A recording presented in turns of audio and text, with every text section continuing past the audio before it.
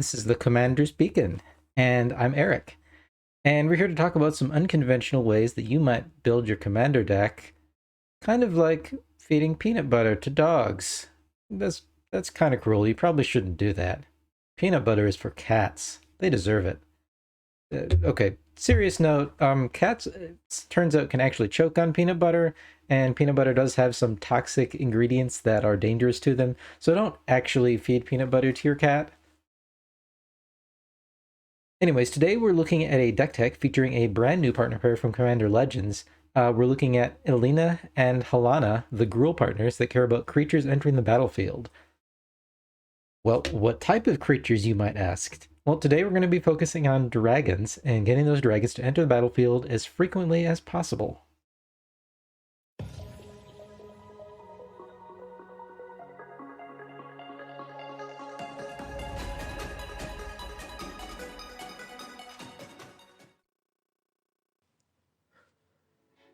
All right, let's get into it. Halana, Kessig Ranger, is a 3/4 human archer that costs 3 into green. It has reach, and whenever another creature enters the battlefield under your control, you may pay 2.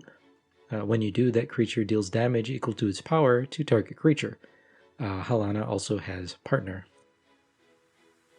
And Alena, Kessig Trapper, is a 4/3 human scout that has first strike, and it can tap to add an amount of red mana equal to the greatest power among creatures you control that entered the battlefield this turn. It also has partner, and it has flavor text mentioning Halana, so it seems we're intended to run these two together, and so we will.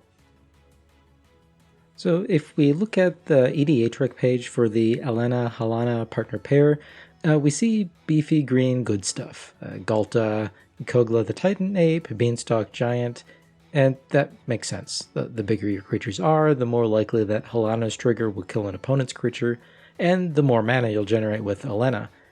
We also see some big mana X spells to take advantage of all of that mana that Alena produces, like Jaya's Immolating Inferno. But let's be honest, this sounds like basic, boring Gruul. Let's do something else. Mind you, beating the stuffing out of cunning, sneaky blue decks is a valid strategy, and so these standard Gruul beatdown decks are effective, but we do want to try something new today. So both Alena and Halana care about creatures entering the battlefield under your control, preferably big creatures. So let's see how many meaningful enters the battlefield triggers we can generate. And because we're in the right colors and the tribe has plenty of big creatures, let's do it with dragons. Let's just do it. Let's see what happens. So let's go over this Alena and Halana Flickery Dragons deck.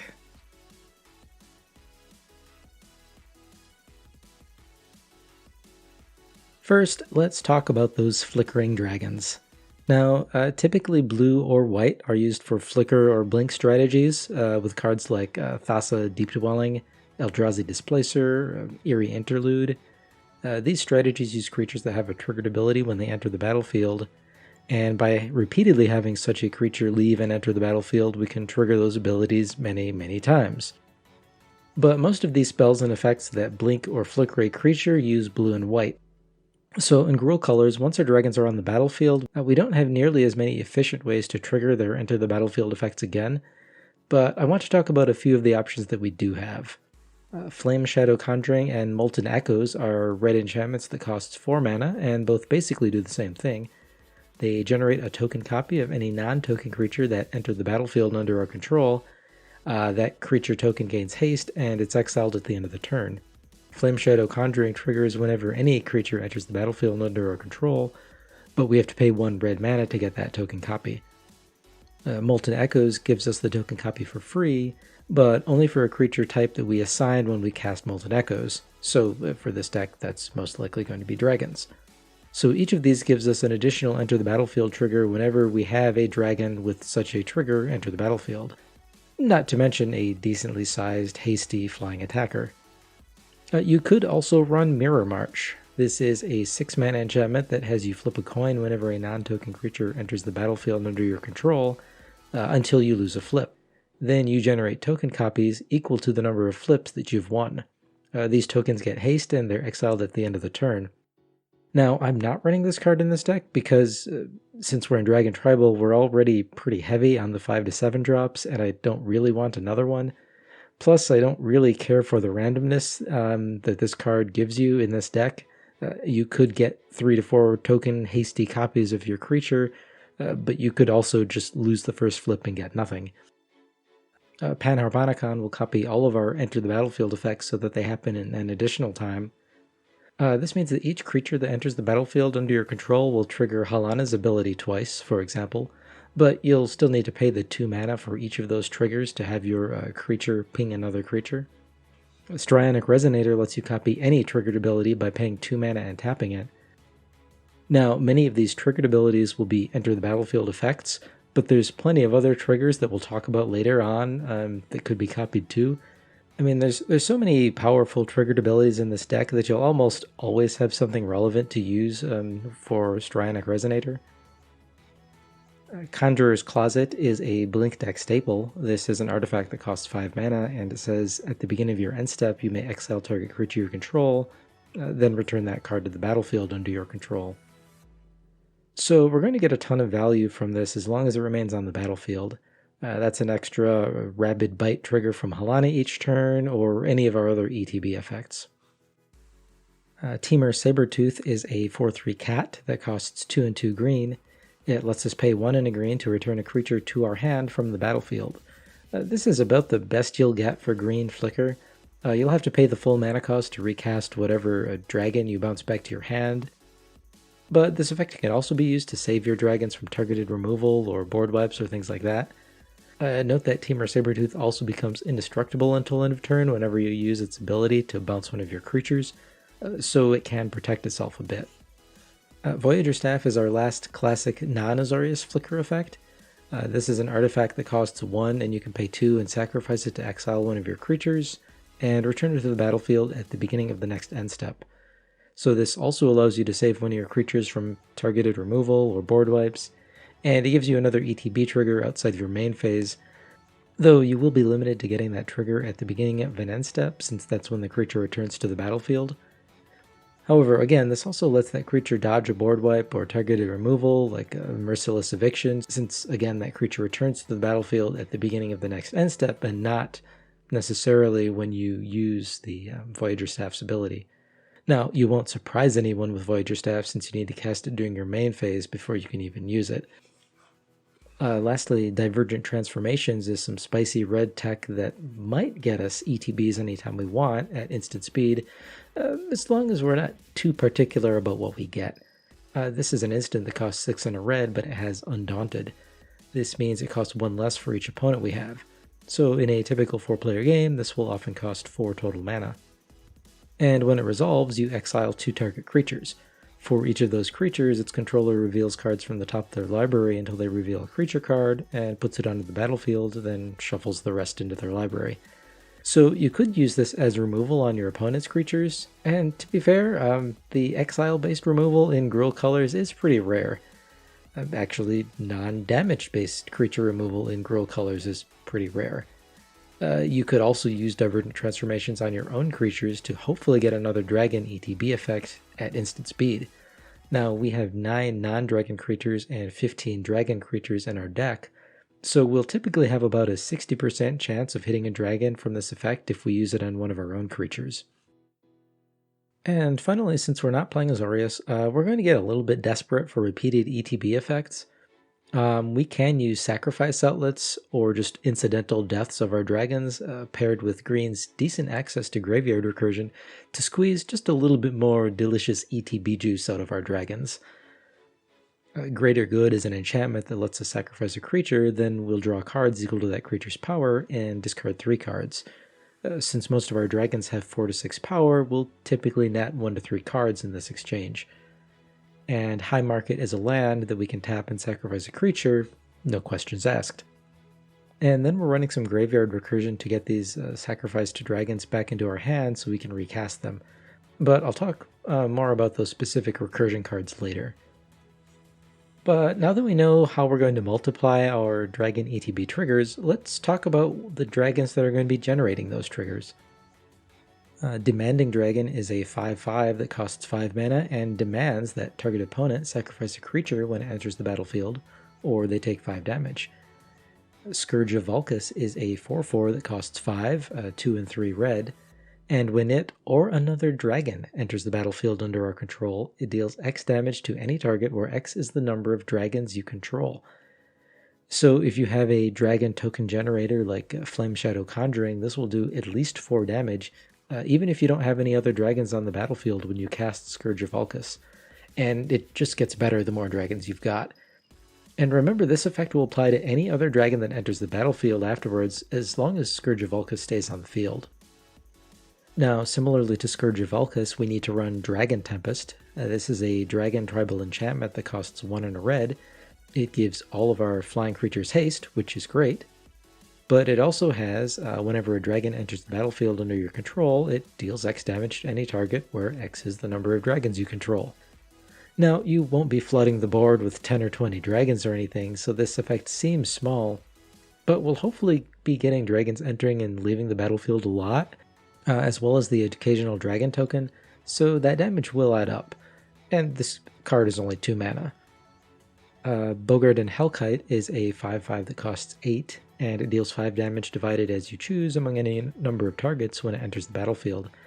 Now, this is a lot of mana, but this creature does have flash.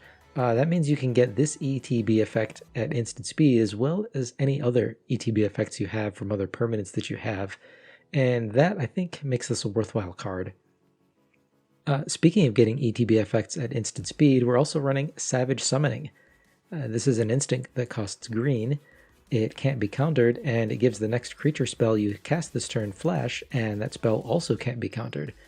So this lets you get any of your dragons onto the field whenever you want, of course including any of their ETB effects, and their token copies, triggers for Halana and Alena, all of this at instant speed. Now, Warstorm Surge isn't a dragon, but it causes each creature that enters the battlefield under your control to deal X damage to any target, where X is that creature's power. This is an enchantment that costs 5 and a red. This is a lot of mana, but with high-powered dragons and token copy effects, this thing can do a lot of work. And then there's Terror of the Peaks. This is Warstorm Surge on a body, a wonderful dragon body. This is a 5/4 dragon that costs 3 and 2 red, and whenever another creature ETBs under your control, it deals damage equal to its power to any target. This thing is amazing in this deck. But let's talk about the big guy. It's Ilharg the Raise Boar. This is a 6/6 legendary boar god that costs 3 and 2 red, and that's a pretty good rate all by itself. And boar god is such an enviable creature type too. And when Ilharg attacks, you can put a creature card from your hand onto the battlefield, and attacking, you return that creature card to your hand at the end of the turn. So Ilharg helps us push in combat damage with surprise attackers, but more importantly, it generates even more ETBs for us for free. And if Ilharg dies or is exiled, you can put it into your library third from the top, so you don't even have to worry about it getting killed in combat when you attack with it to get that triggered ability. Ilharg may not fly or breathe fire, but it's perfect for this deck. So anyways, we want most of our dragons to have enter the battlefield triggers, but there's actually only 118 dragons in all of Magic right now in Gruul colors, and most of them don't have good ETB effects or any ETB effects at all, so they are in somewhat short supply, and so we're running some dragons that are just effective scaly beaters, even if they don't do anything right away.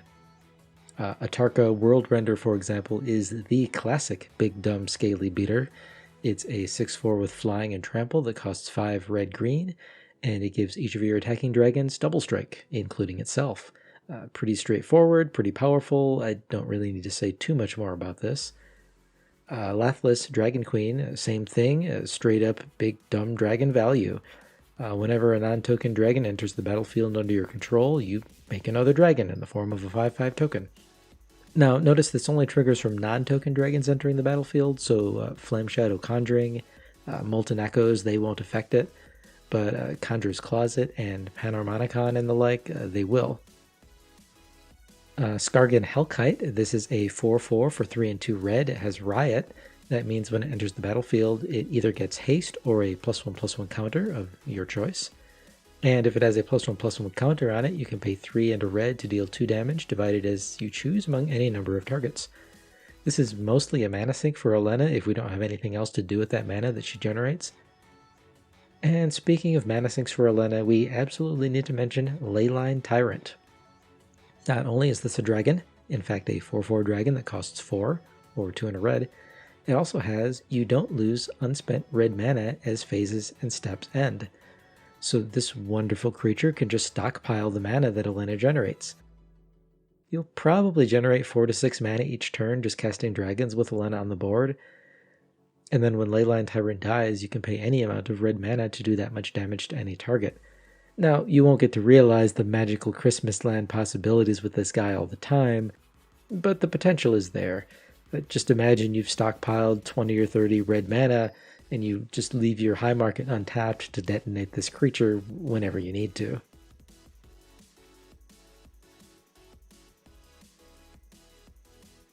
Now let's talk about how this deck plays.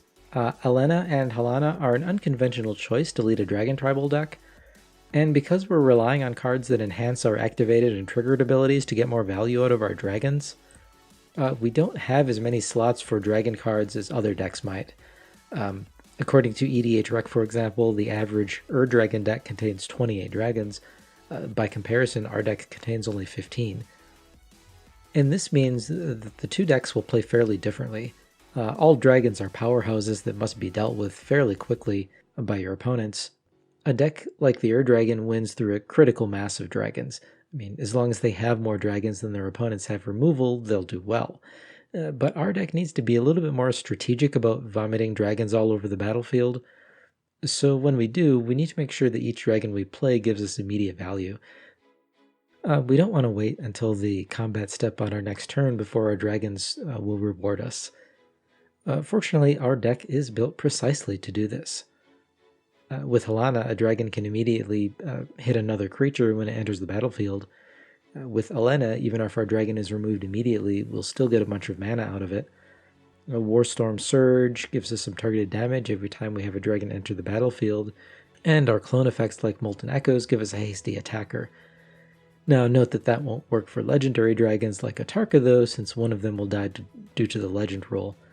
I guess you could keep the token if you really need the haste and sacrifice the actual card, but you probably won't do that most of the time.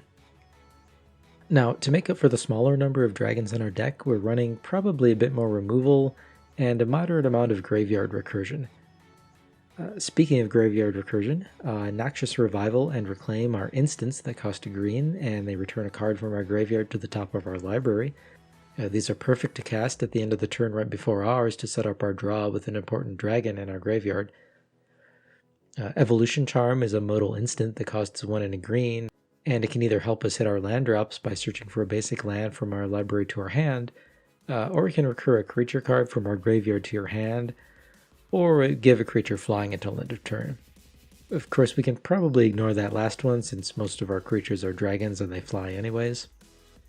Balaged Recovery is a MDFC from Zendikar Rising that probably goes in any deck that has 2 or fewer colors and includes green.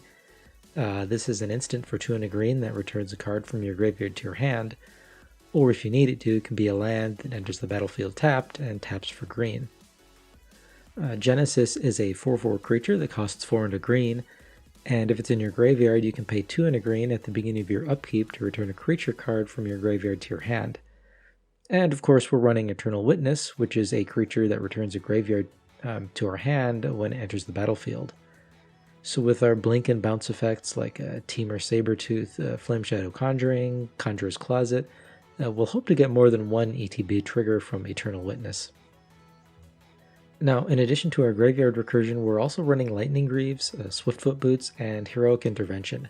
These all perform the same general function, protecting our dragons. Since we've only got 15 of them, we're relying on effects like these to keep them around.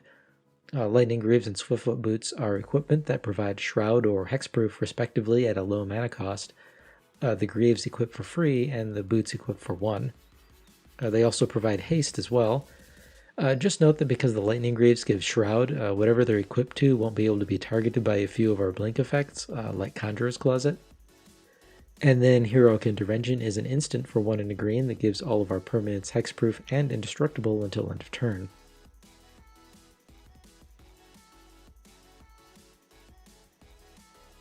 Alright, and lastly, let's talk about the foundational stuff that makes the deck run. We're talking card draw, ramp, removal, and lands. And I'm not going to mention every card here, we're really only going to talk about the notable inclusions. You'll need basic ramp, so things like ramping, growth, cultivate. These are here, but they're not terribly interesting, so we won't go over these in this video. But of course you can see the description for a link to the full deck list. Now first let's talk about card draw. Elemental Bond, Garruk's Uprising, and Guardian Project all synergize perfectly with our Blink and our Dragon Token generating effects. These are all green enchantments. Elemental Bond costs 3 mana, and it has us draw a card whenever a creature with power 3 or more enters the battlefield under our control. Of course, this includes tokens generated by Molten Echoes or Dragons Flickering due to any of our Blink effects. Garruk's Uprising is similar. It costs 3 mana, it draws us a card whenever a creature with power 4 or greater enters the battlefield under our control. And almost all of these dragons in this deck have at least 4 power. Garruk's Uprising also gives all of our creatures trample, so Psy Master Thopterist and his army of dark tokens can't effectively block us in the air. Guardian Project is simultaneously the most costly and the least effective of these card draw enchantments. It costs 4 mana and $9, and it draws us a card whenever a non-token creature enters the battlefield under our control, as long as it doesn't have the same name as another creature in our graveyard or on the battlefield under our control. Of course, this is Commander, a singleton format, so Guardian Project really just says draw a card whenever a non-token creature enters the battlefield under your control. That said, unlike the other enchantments, this won't trigger for token creatures. Finally, we're running Shaper's Sanctuary. This is a 1 mana green enchantment that draws a card whenever an opponent targets one of our creatures with a spell or ability. Because, let's face it, dragons are scary, I'm scared of them, our opponents will kill them, and the fact that we'll draw a card when they do won't discourage them, so it's just card draw for us. And this thing only costs a single mana, so the investment is pretty low. And then Runehorn Hellkite is our secret emergency card draw. It's a 5/5 dragon that costs 5 in a red, but we can pay 5 in a red and exile it from our graveyard, and then each player discards their hand and draws 7 cards. So this lets us refill from an empty hand, or at the very least, tamper with that blue player who's got Jin-Gitaxias and Consecrated Sphinx and half their deck in their hand. All at instant speed from our graveyard, and counterspells won't stop it. Suck on that, Jin-Gitaxias. For kill spells, we've got a few board wipes that knock out creatures that don't fly. These mostly become one-sided, of course, because our dragons do fly. Subterranean Tremors is a sorcery that costs X and a red, and it deals X damage to all non-flying creatures. If X is 4 or more, we also destroy all artifacts, and if X is 8 or more, we also make an 8/8 lizard creature token, because why not? Magma Quake is an instant, which is really cool. It costs X and 2 red, and it deals X damage to each non-flying creature and each planeswalker. Finally, we have Comet Storm, mostly as a mana sink finisher. This is an instant that costs X and 2 red. It has multi-kicker for 1, and it deals X damage to any target. And it also deals X damage to a number of additional targets equal to the number of times it was kicked. So for example, if I spend 14 mana, that's X equals 10, and I kick it 2 times, then Comet Storm can do 10 damage to each of my 3 opponents. Now, Alena won't generate absurd amounts of mana in this deck, but Comet Storm does give us some added reach if we can't finish someone off with our dragons in combat or through our ETB effects. And the fact that this is an instant makes it much harder for our opponents to counterspell. Now, on a tangent, if you wanted to go more of the big mana route with this deck, you could include effects that untap Alena. Sword of the Parents, for example, lets you pay 3 mana to untap the equipped creature. This is an equipment. So as long as you've had a creature with 4 or more power enter the battlefield this turn, then Alena can generate infinite mana when equipped with Sword of the Parents. Well, actually, the creature only needs to have 2 power because Alena has to tap to activate her ability. And Sword of the Parents says that if the equipped creature is tapped, then all creatures you control get +2/+0. And Alena generates mana based on the creature's current power, not its power as it entered the battlefield. That's just one example, but there's probably other ways to repeatedly untap Alena in Gruul colors. I decided instead to focus more on the dragons and the ETB effects here, and let my commanders play more of a support role. That means this deck is less reliant on keeping Alena around, and it doesn't just use the commander as a combo piece. That said, this infinite mana strategy is definitely a legitimate way to build with Alena, and you could add some of these untapping effects into your deck. But let's move on to the mana ramp. Actually, let's not. There's no mana ramp in here that's particularly interesting to talk about. I am running 8 to 10 pieces of ramp, but the only one I really want to mention is Frontier Siege. This is a green enchantment that costs 4 mana, and it has you pick Khans or dragons when it enters the battlefield. If you picked Khans, you get 2 green mana at the beginning of each of your main phases. That's your pre-combat and your post-combat main phase. So you'll get an extra 4 green mana each turn, but only 2 extra mana each main phase.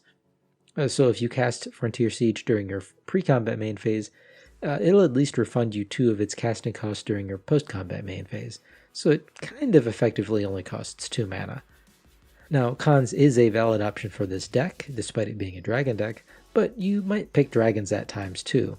And if you do, then whenever a creature with flying enters the battlefield under your control, it fights another target creature you don't control.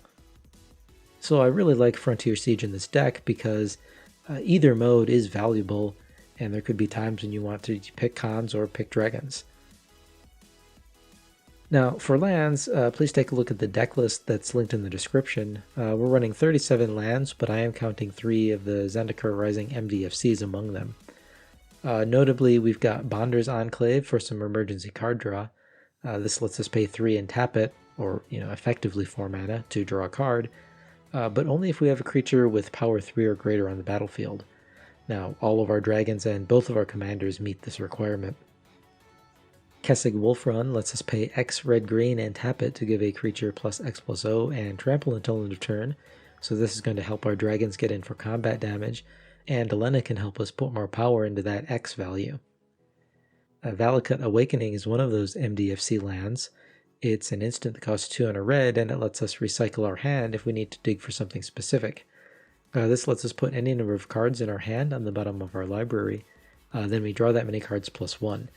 It can, of course, alternatively be a land that enters tapped and taps for red.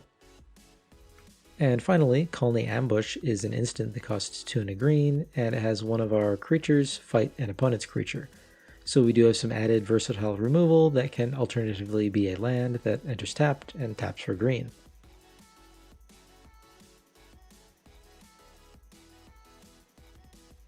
Alright, so let's go over the deck stats and the cost. This deck is currently running about $150 to $200 depending on where you get your cards and what condition. Our average CMC is a little higher than I typically prefer at 3.45, but it's a Dragon Tribal deck, this is to be expected. For comparison, the average Dragon deck on EDHREC has a CMC of 4.48. We're running 37 lands, 8 to 10 pieces of ramp if we count Alena.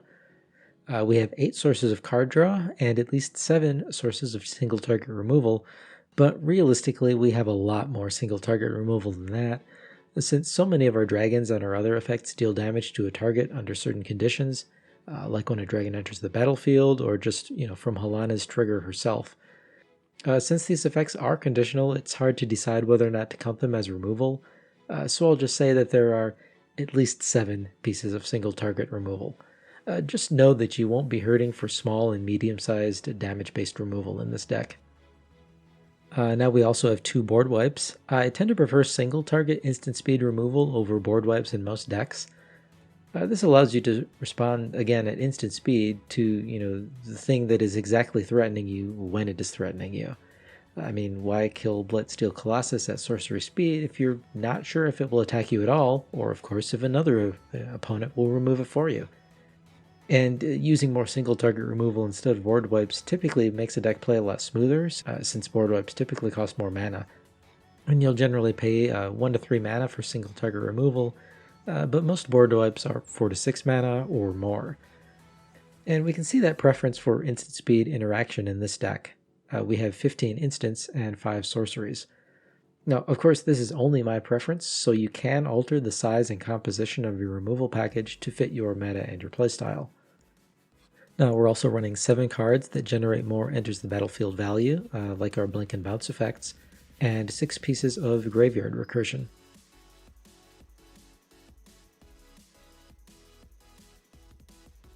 And that's my take on an Alena and Halana Partners Dragon Tribal deck. This deck takes a traditional Dragon Tribal beatdown and turns it into more of a Spellslinger strategy. So your dragons are now sort of half spell, half giant toothy flying lizard. So you'll have more interaction and more non-combat damage in this deck than a traditional dragons deck, but you'll still retain a lot of the combat potential as well. And as in many of the decks that I build, the commanders here provide value, but they aren't really integral to your game plan.